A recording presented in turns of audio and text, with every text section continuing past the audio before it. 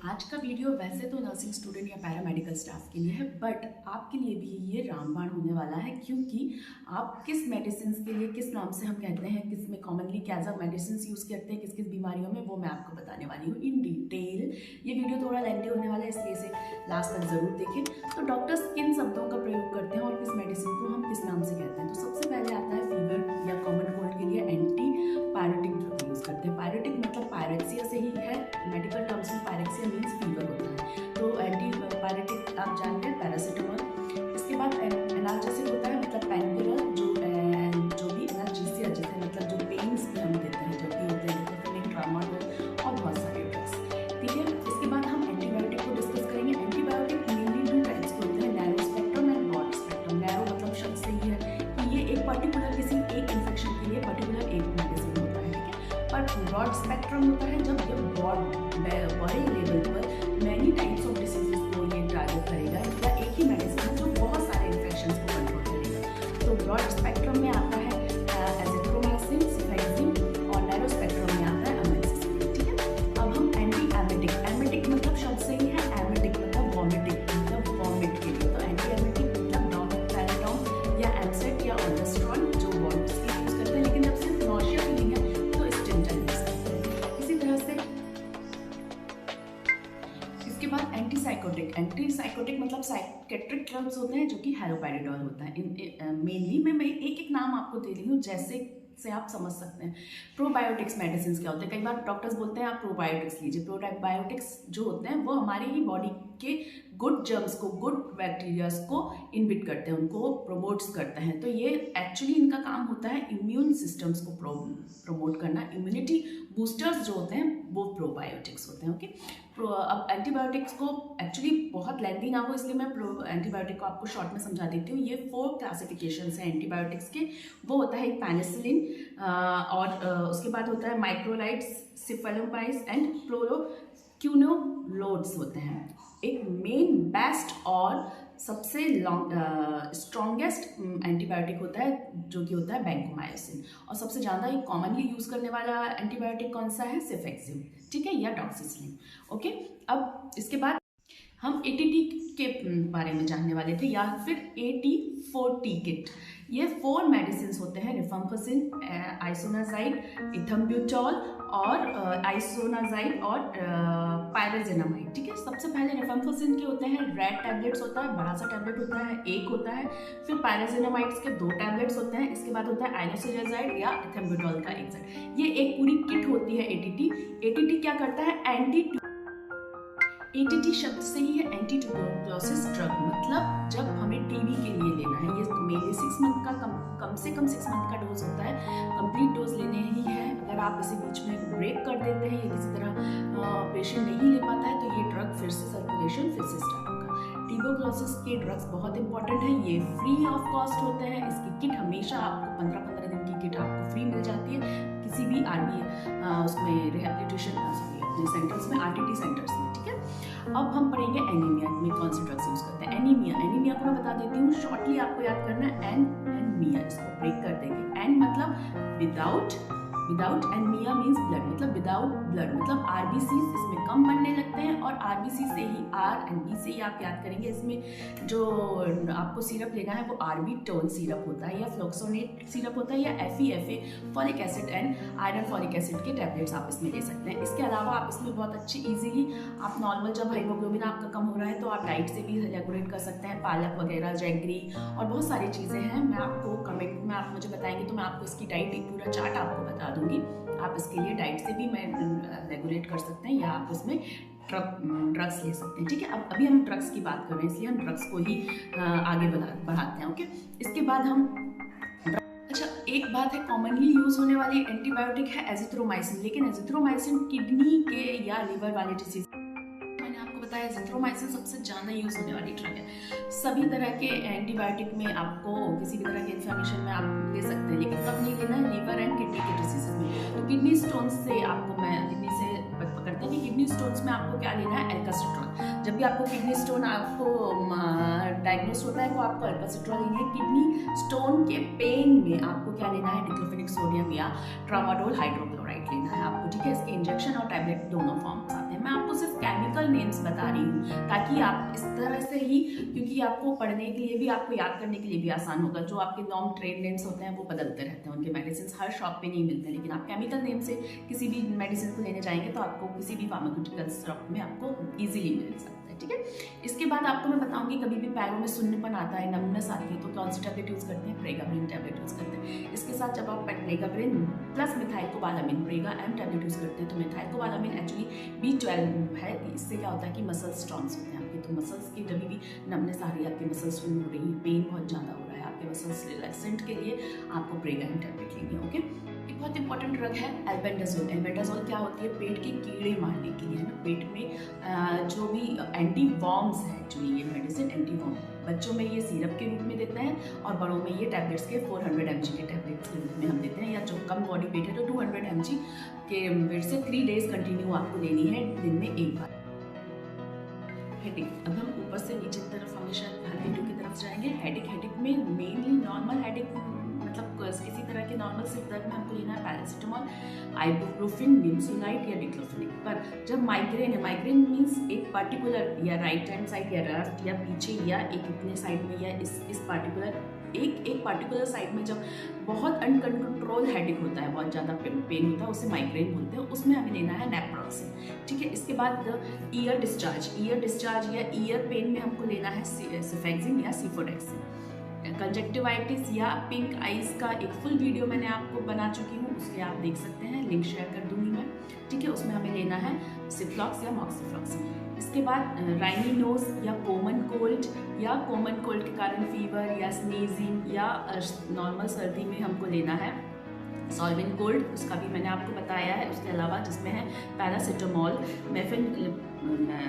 फेनेरमाइन and hydrochloride से। ठीक है, इसके बाद हम माउथ अल्सर पे जाएंगे। माउथ अल्सर में लेना है बीकासोल, विटामिन बी कैप्सूल या क्लोरीन एंड सैलिसिलिक एसिड का एक जेल है, या म्यूकोपाइन जेल या कोई भी ZZ जेल करके आप यूज़ कर सकते हैं। टूथ एक्ट में, अब हम टूथ पे जाएंगे। टूथ एक्ट में आपको लेना है कीटोनोमेसाइड या कीटोनोल DDT, मतलब डिजॉल्विंग फॉर टूथ में डिजॉल्विंग होने वाला है। इसके बाद फैलिंग्स या टूथ के बाद हम जाने वाले हैं फैलिंग्स में। फैलिंग्स या टेंसिलाइटिस, फैलिंजाइटिस या टॉन्सिलाइटिस, आइटिस सब जैसे ही इन्फेक्शन या इन्फ्लेमेशन, इसमें लेना है आपको एंटीबायोटिक मतलब एजिथ्रोमाइसिन।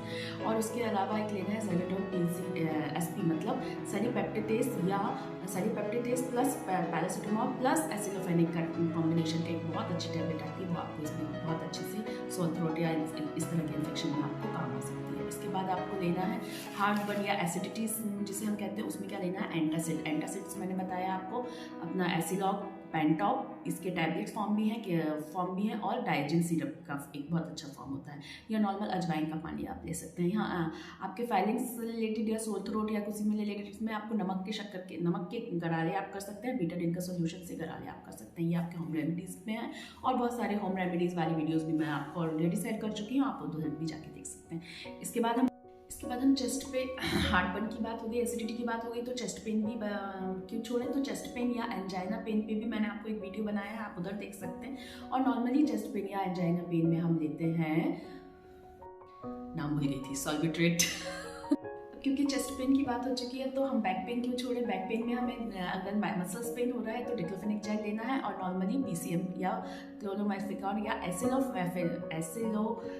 एसिनोफिनाइक की टैबलेट लेनी है। ओके, अब हम जब बैक पेन और चेस्ट हो चुका है तो हम टमी की तरफ पहुंचते हैं। तो टमी में होता है एब्डोमेन पेन। एब्डोमेन पेन के लिए, नॉर्मल एब्डोमेन पेन के लिए हमें लेना है ड्रोटाविन और अपना डाइसाइक्लोमिन HCl। ठीक है, अभी अब पेन के बाद में कॉन्स्टिपेशन और डायरिया दोनों भी हो सकते हैं, तो उसके कारण भी पेन हो सकता है। तो कॉन्स्टिपेशन में हमें लेना है क्रीमाफिन टैबलेट और सिरप दोनों फॉर्म में आता है, बीसाकोडिल के टैबलेट्स हैं, वो फॉर्म सिरप दोनों फॉर्म में आते हैं। कॉन्स्टिपेशन के बाद आ गया डायरिया में आपको क्या लेना है? रोमाफिन, O2 ओफ्लॉक्सिन या ओरेंडाजोल का सिरप या टैबलेट दोनों ही फॉर्म में आ सकते हैं। ठीक है, इसके बाद एलर्जी, बहुत कुछ खा लिया ना, अभी पेट पर पहुंच गए तो एलर्जी भी हो सकती है। तो एलर्जी में आपको लेना है लिवोसिट्राजिन या सिट्राजिन के टैबलेट्स 5 mg या 10 mg, और एलिग्रा टैबलेट भी आती है। ठीक है, नाम से ही आता है, इजीली आपको याद होगा, एलर्जी एंड एलिग्रा। और इसके बाद में एविल्डेक्सा के इंजेक्शन फॉर्म में आते हैं, तो एविल्डेक्सा को मिक्सअप करके हम लगाते हैं। ठीक है, इसके बाद अब लास्टली क्या बचा? जब बहुत ज़्यादा इंडाइजेशन हो गया, उसमें लेना है हमको एंटी एंजाइम सिरप आता है, एंटीगोसमाइन। और यूटीआई में यूटीआई हो सकता है ना, यूरिन ट्रैक्ट इन्फेक्शन, यूटीआई में यूरिन ट्रैक्ट इन्फेक्शन में नॉरफ्लॉक्सिन टैबलेट, नॉरफ्लॉक्सिन केमिकल उसके नाम से नॉरफ्लॉक्स टैबलेट आपको लेना है। और उसके कारण जब फीवर आ रहा है तो पैरासीटामोल लेना है, ठीक है। अभी ये हमारा पूरा इन्फेक्ट हो चुका है, अभी पैरों में तो सिर्फ स्वेलिंग या नमनेस ही आएगी, तब क्या लेना है, प्रेगाबरिन एम। ओके, तो एक छोटा सा रिवीजन की ओर चलते हैं। उसमें सबसे पहले तो आपको अच्छी डाइट लेनी है ताकि आप बीमार ही ना हो या कोई भी आपकी फैमिली में बीमार ना हो। लेकिन अगर आप उसके भी बचना चाहते हैं तो प्रोबायोटिक्स ले सकते हैं। वो क्या होते हैं, इम्यूनिटी बूस्टर्स होते हैं। एंटीबायोटिक क्या होते हैं, जो इन्फेक्शन या इन्फ्लेमेशन को कम करते हैं। एंटीबायोटिक क्या होते हैं, जो फीवर को कम करते हैं। एंटी एमेटिक होते हैं, एमेटिक मतलब वॉमिट्स को कम करते हैं। लेकिन अगर वॉमिट नहीं हो रहा है, सिर्फ नॉशिया फीलिंग हो रहा है, तो स्टिमडेल आपको लेना है, ठीक है।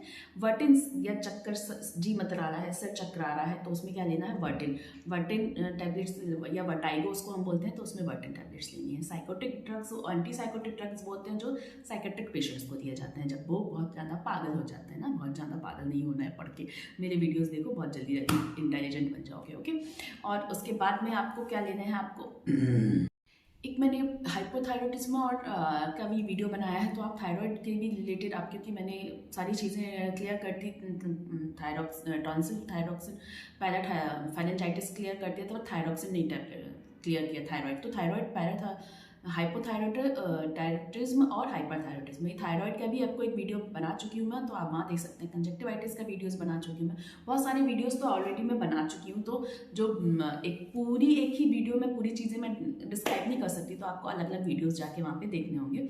इस वीडियो के रिलेटेड अगर आपको कोई भी डाउट्स है तो आप मुझे ज़रूर पूछें, कमेंट करें। और वीडियो अच्छा लगा तो like, share and subscribe. Bye bye. बताने वाली हूँ, ये पूरा आपको दिख लिया होगा। एंटीबायोटिक के क्लासेस है ना, 4 टाइप ऑफ क्लासिफिकेशन है, पेनिसिलिन, माइक्लोलेट्स, सेफ्लोफ्लॉक्सिलिन एंड ग्लूकोक्विनोलॉन्स, ठीक है। फिर लिवर और किडनी के डिसीज में आपको एजिथ्रोमाइसिन नहीं देना है। लॉन्गेस्ट एंटीबायोटिक होता है वैंकोमाइसिन। ये एटीटी ठीक है, एटीटी मतलब एंटी ट्यूबरकुलोसिस, इसमें होता है रिम्फाम्पिसिन रेड कैप्सूल एक खाने के पहले, पैराजेनामाइड 2 टैबलेट्स बीच में, और आइसोनाजाइड या इथम्ब्यूटोल्स की एक बड़ी टैबलेट। ये पूरा आपको 6 मंथ के लिए लेना। एनीमिया में यूज होने वाली ये वाली टैबलेट है जो मैंने आपको बताई थी, FEFA या डेक्सो ऑरेंज का सिरप, ठीक है, या आर्बिटोन सिरप। इसके बाद आपको ये आ रहा है बीटास्टिन, ये आ रहा है एंटी एमेटिक या वर्टिन के टैबलेट्स में आपको आ रहा है। वर्टिन में आपको खाना है वर्टाइगो, जब भी जैजिनिस आ रहा है उसमें बीटास्टिन टैबलेट्स लेते हैं, ठीक है। ये आपको एल्बेंडाजोल, जो मैं अपने आपको बताया, एल्बेंडाजोल हाथ के पेट के कीड़े साफ करने के लिए एल्बेंडाजोल सिरप टैबलेट्स लेनी है। एंटासिड्स आ गया, एंटासिड में एसिलॉक आ गया और पेंटोपिया। आपको जब कॉन्स्टिपेशन हो रहा है तब आपको लेना है क्लेमाफिन। कॉन्स्टिपेशन में डेक्लोफ्लेक्स, क्लेमाफिन या बिकोसोल्स वाले आपको सिरप्स आपको बहुत अच्छे रहते हैं कॉन्स्टिपेशन में।